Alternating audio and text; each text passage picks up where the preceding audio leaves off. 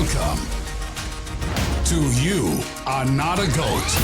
If you want to follow your passion and do what you love, this is the podcast for you. Without further ado, here's your host, Shlomi Zayats. Hello and welcome to another amazing episode of You Are Not a Goat. My name is Shlomi Zayats and I am your host. Welcome back to the show. This week, as all weeks, we have an awesome episode for you. We are going to be hearing from Britain's youngest millionaire, somebody who's disrupting the real estate industry, and we will get to that in a minute. But before we get to that, I just wanted to tell you guys about the YouTube channel. So last week I mentioned that we're going to be posting videos on my personal YouTube channel, not the You Are Not a Goat YouTube channel. I have two YouTube channels. One is for the podcast and one is my personal channel. Please subscribe to the podcast channel and to my personal channel. It's called Shlomi Zayats. Pretty easy. Just Google it. You'll find it. Last week I did mention I was going to start posting to it, and I was supposed to post a video last week, but the editing wasn't perfect, and I'd rather give out a great piece of content that comes out a little bit late than give out a mediocre piece of content that comes out on time. So there is a lot of good content coming. Please subscribe to the channel so that you won't miss any videos. And let's get right into this week's interview. Also, before we start with the interview, I just want to mention that last week I also started reading reviews online. If you have not yet left a review on the podcast, please do so in the iTunes podcast store. If you leave a review, you are eligible to win a gift card. Every week I will be reading one review on the show, and whoever's review I do read will receive a gift card. So stay tuned for that at the end of the show. Let's get into this week's interview.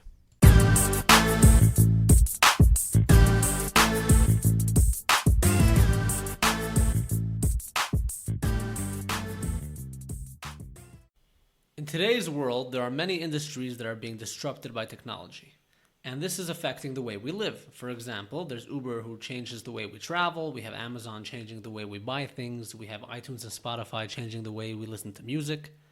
There is one industry where almost nothing has changed in 50 years, and that is the real estate industry.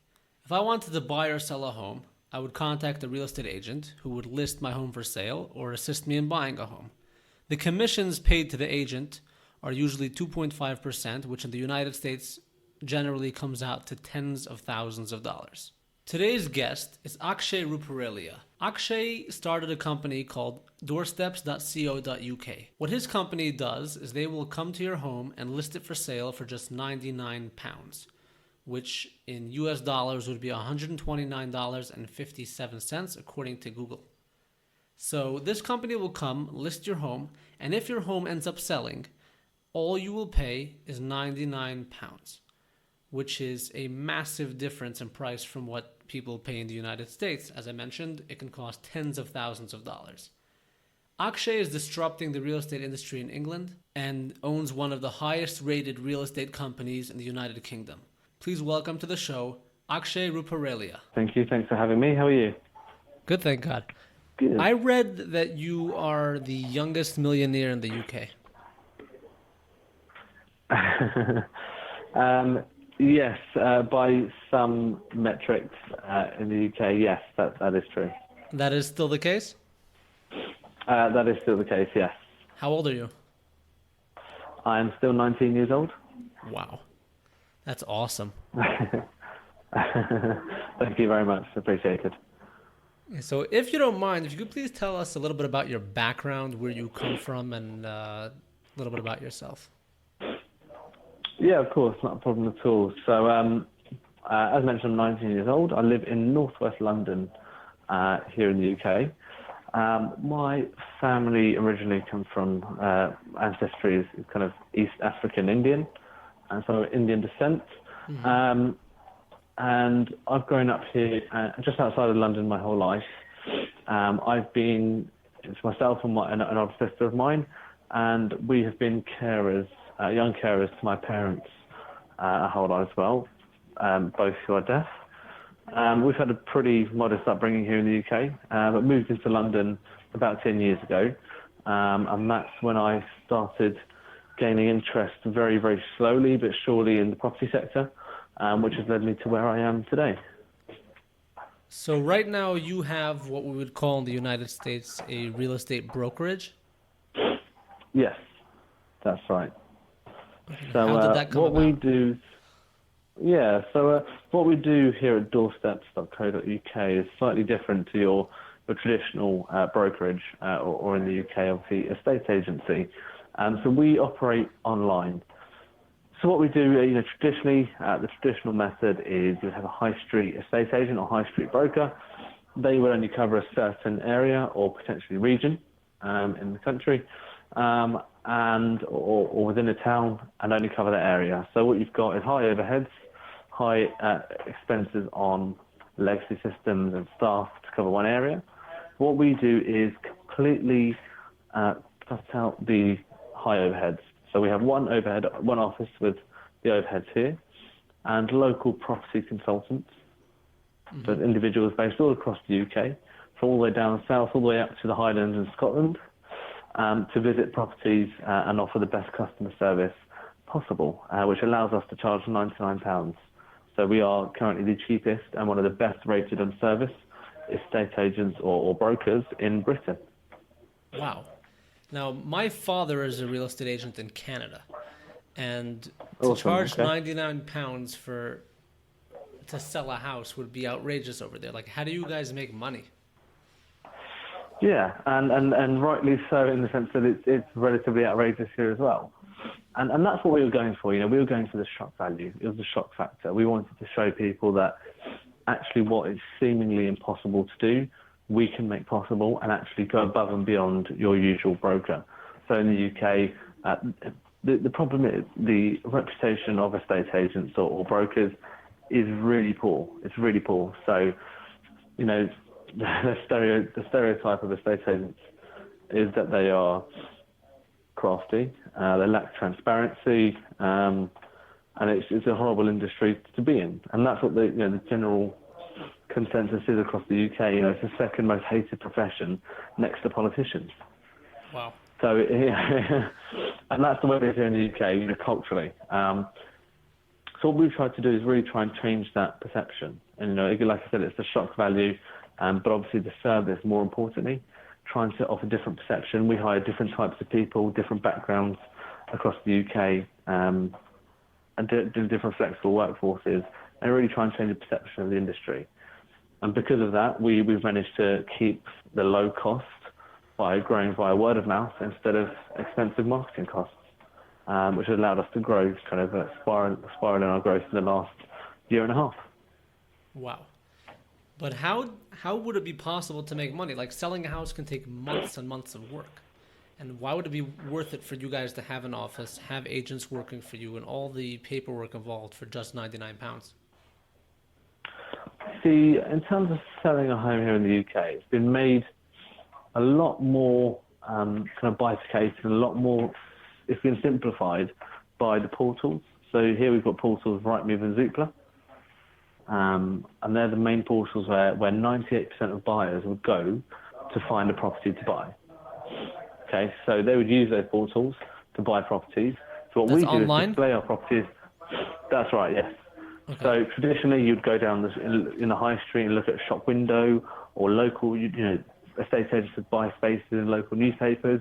Mm-hmm. None of that happens now. None of that happens. Everyone goes to Rightmove or Zoopla, the two biggest portals in the UK. And Zoopla actually, in fact, was recently, the acquisition's going through by a US private equity firm, Silver Lake, for over £2 billion. $2 billion. And that shows the power of the portals in the UK. And that's the second largest. So with them, people look to buy property there. So what we do is we display properties on there, and we, again, because of the volume of properties we have, in one office with one set of overheads, we can be around 24/7. We answer the phones 24/7. We've got the online platforms, and it cuts out a lot of the traditional processes and man hours to make things a lot more efficient and a lot quicker for the customer. So we've got a very low-cost structure. The people that visit the properties are part of a flexible workforce, right? So it's very much an efficient structure, being an online business to make it work. And where we look at the other services like legal services, mortgages and so on, that's where we start looking at the greater income by offering those value-added services. I see. So it's a base price of £99 and everything else can be added. Yeah, and I think that's the way the British public have always wanted it. It's like a pay-as-you-go model in the sense that you choose what you want. If you want a for sale board outside your house, if you want us, one of our local consultants, to host your viewings, if you want us to do your legal work, we can do all of that, and it's going to cost you maybe £400 or £500. If you want us to just sell your home, it's going to be, you can do it for 99 quid. So it's as much as you want to take from us, as quick as you're looking to sell, as slow as you're looking to sell. We try and cater to all different options. And what percentage of your customers would you say stay with the basic £99 model? I'd say with just the £99, I'd say about 30 to 40%, which is still a fair amount. Yeah. But again, we've proven that we can sell the property for £99. We don't treat customers differently because they're only paying £99. Every customer is the same to us. We value every customer importantly. As we're so focused on customer service to get the 5-star reviews. And that's how it works with us. If you buy some extra products like, highlighted listings on Rightmove, you might sell quicker, but that's down to the add-ons that you buy. But also you might not. So yeah, we treat every customer the same, and we're taking 400 to 500 property listings per month. Wow. So you were 17 years old when this started? That's right, yes. Were people skeptical of you when you originally started out? So I started during school when I was doing my A-levels. I can't remember what the equivalent is over there of A-levels, but that's what I was doing here. And I started building some of the basic branding, website, business plan, and financial models in the early days. And people were skeptical of me, but I genuinely believed in the fact that the real estate market in the UK was undisrupted. It was untouched by the internet. Mm-hmm. And I genuinely felt passion for the fact that it needed an impact, it needed some change. And that change was more transparency, better customer service, and more importantly, more efficient solutions through the internet. I felt that it needed that. And because my passion kind of came above my age at certain points, so people saw that, people saw my clout in trying to develop it. It wasn't easy at all by any stretch. But after a few years, I started developing more ideas, and it started to take off. Well, and how many people do you have working for you now? Including all local consultants, a couple of, including all local consultants and the office staff. We're looking at around 35 to 40. So it's still relatively small, again, low cost, and that's important for us. And how do you manage a team like that? Do you have experience in management? Not necessarily, no. I'm someone that learns quickly. I'm someone that I genuinely enjoy learning new things. So I've kind of been learning on the job, and I found that really effective. I've taken advice from others. I've got mentors in place as well that often help, but I just try and pick up the resources where I can through different people, and that's important for me. Right, and to start this business, did you need any licensing?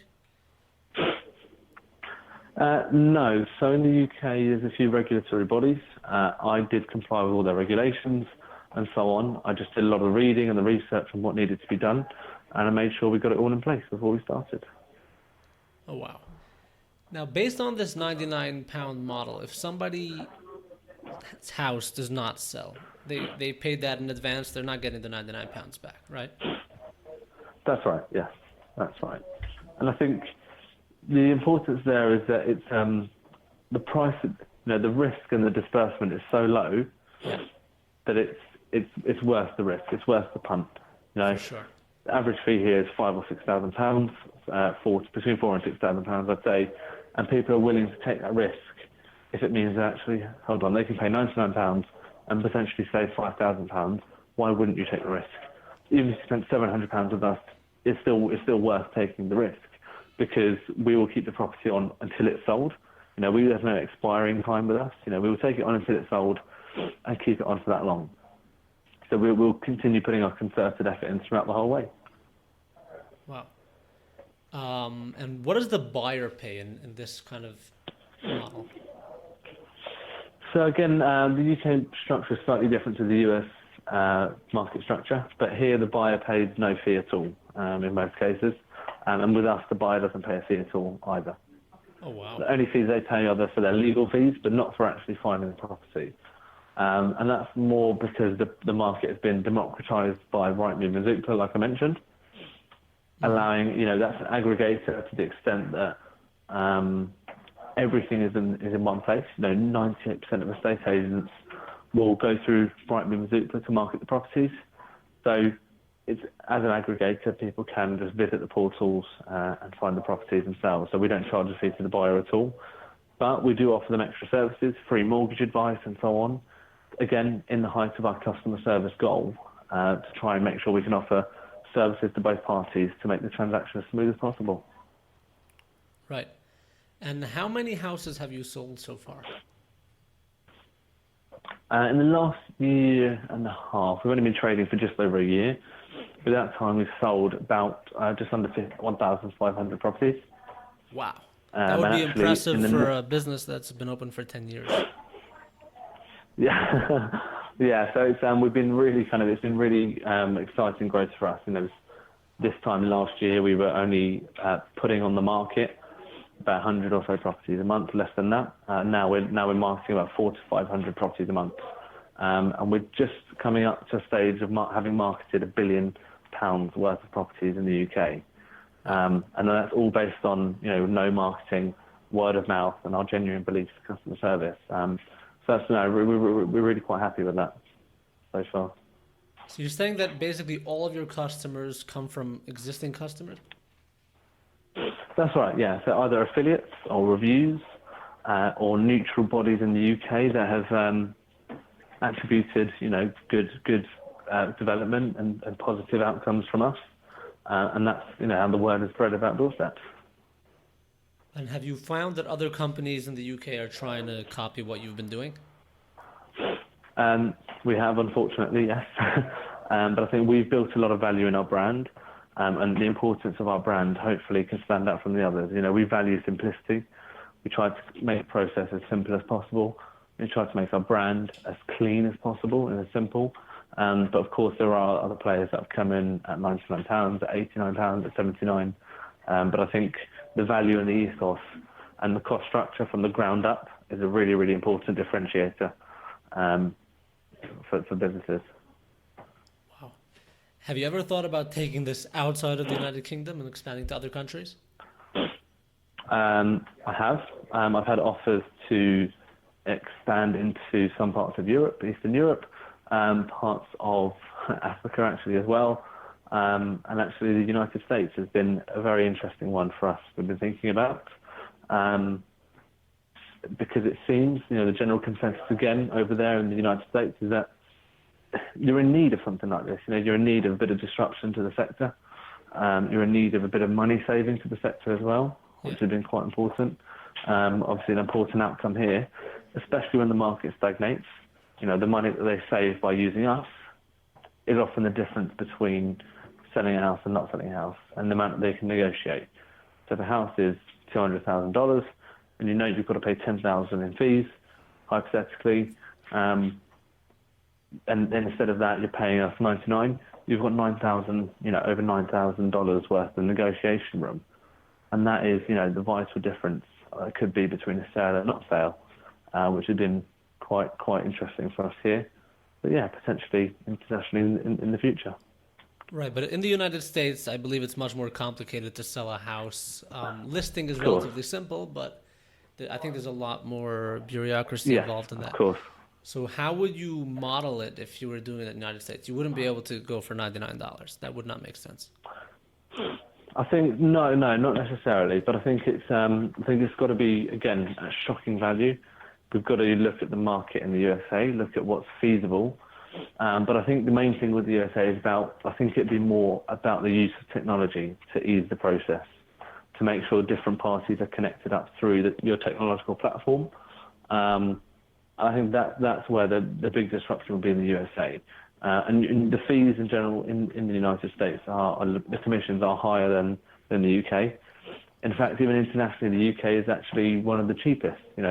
Our average commission is around 1.5%. But us, having lived here, is still too high, so that's why we went in for 99 quid. Whereas over in the USA, it's my understanding that it's a little bit higher than that. 2.5.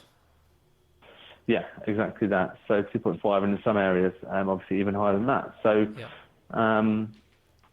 I think it'd be looking at what's feasible for the US market and then tailoring it to that. I see. What's the biggest challenge you've encountered in the business so far? I think there's been a few, inevitably. I think a combination of the price point and my age has been relatively difficult, in the sense that making people understand that actually we can do it for £99, keeping costs tight, keeping the structure tight, keeping people motivated on your cost structure is very difficult. But I think that's been again, absolutely vital in making people understand the long-term vision. And then once people do understand the long-term vision of Dual Steps, it's a very positive environment that we have here. But I think a combination of those factors, so starting at my age, learning so much on the job, and I'm still running the business now. I don't take salary, I don't take any money, so my title is the UK's youngest millionaire, or whatever it might be, but there's not a penny of it that I've taken out of the business at the moment. So it's all reinvested. It's all for the long-term growth. We're still very new. So it's about keeping that momentum is probably the hardest thing. And keeping that momentum whilst learning on the job and managing larger and larger teams and keeping the cost structure tight to make sure it fits the £99 price model. But it's an amazing experience. Wow. And I would imagine at this point, with the amount of publicity that you got and with your awesome record and reviews online, people are probably far less skeptical of you now. Absolutely. It's property is usually the biggest asset in people's lives, right? In most cases. So when it comes to something like selling a property, being an agent or being a broker, it's about trust. At the end of the day, it's about trust. So do I trust these people to handle my property sale? Do I trust these people to sell my home? And that's why I've been so focused on reviews, because if you can't build trust through the reviews and good branding, TV adverts and big billboards can build trust, but editorial content, for more so, reviews, that's what builds trust. Seeing the people that have done it before, happy with our service, left a review and saved money. That's what builds trust. So I think people are a lot less skeptical, at the moment, down to the PR, but more so to the track record and traction we have now, with over 500 five-star reviews. Wow, good for you. You're really inspiring to me, because you're someone who's really young and you started something massive at a very young age and you've been very successful. What advice would you give to someone? Oh, my pleasure. What advice would you give to someone who's looking to start a business? People are very scared to do this, take the leap of faith. What would you say to someone like that? Yeah, I think there's a few things. I think one of the biggest things that I've told people is, and again, just going back to that, I think for me, it's we have built something big, but I think we're nowhere near the end, in the sense that we are aiming to be number one agent in Britain. We're still very much an early startup. We still make a lot of mistakes, but we're still very dynamic. So I think we've still got a lot more to give. But in terms of what I've learned so far, and I've still got so much to learn, but in terms of what I've learned so far, I think take a risk. But I think take a risk if you've got an idea and test it cheaply.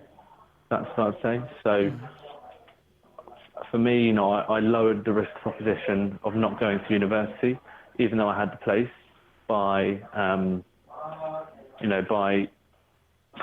few things. So that was actually building the idea and building some really basic structures whilst I was doing my A-levels.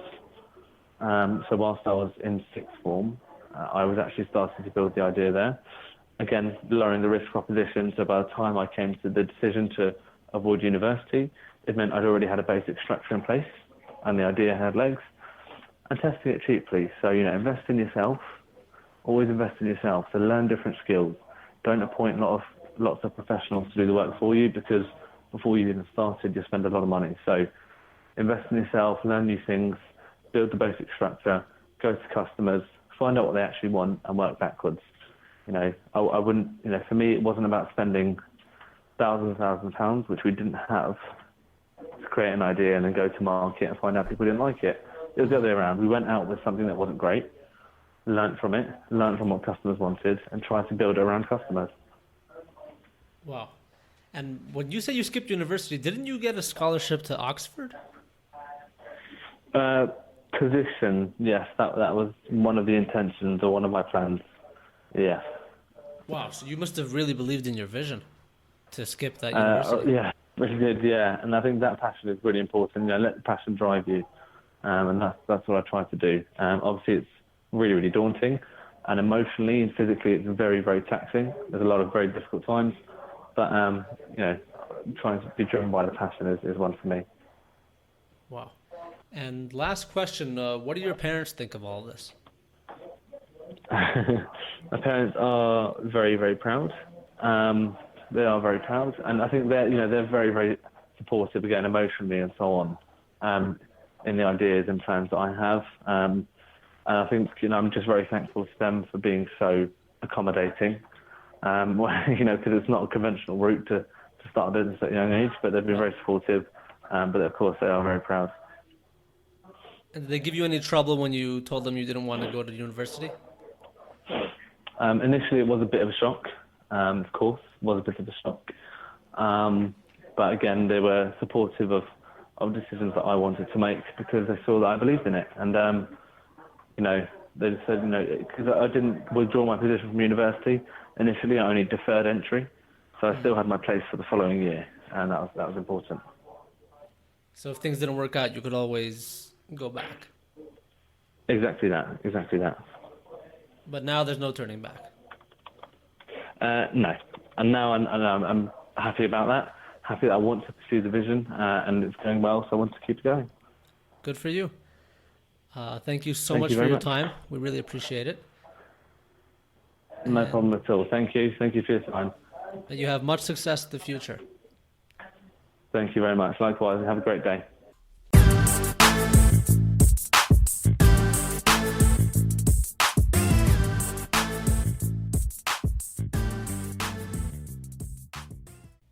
That was a really great interview. I love the fact that a teenager can start a $1 million company. And you can see from this that it's really never too early or never too late to start something awesome. You can always think of a new way to do things. It's just really a lot of inspiration. Anyhow, it is time for this week's review. This one comes from Brooklyn Dino, and this is what it says. Good day. First of all, I'd love to let you know that I am a huge fan of your weekly podcast. I always look out for it and especially enjoy the interview that you had with Aaron Krause from Scrub Daddy. Your adventures and trips around the world keep me full of suspense, and it is probably the closest I'll ever be to visiting those countries. Well, thank you, Brooklyn Dino. That is very kind of you. I appreciate you taking the time to leave a review. And for all those of you who have not yet left reviews, please go to the iTunes podcast store, leave a review. You will be eligible to win a gift card if your review is read on the show. Brooklyn Dino won a gift card, so hey up Brooklyn Dino, if you are out there somewhere, please contact me. Facebook, Twitter, Instagram, somehow email youarenotagoat@gmail.com, and I will send you your gift card. To all those of you who listened, thank you so much for listening. Thank you so much for coming back week after week. We have a lot of listeners all over the world. Everyone's loving the podcast. I love doing it. I appreciate the fact that you're here. So please like and subscribe. Tell your friends about it. Share it. Take some action in your life. Do something that you've been afraid to do. Start something awesome. And maybe just like Akshay Ruparelia, you can be your country's youngest millionaire. Thank you so much for listening. My name is Shlomi Zients, and you are listening to You Are Not a Goat. We will see you next week. You Are Not a Goat, the podcast for you.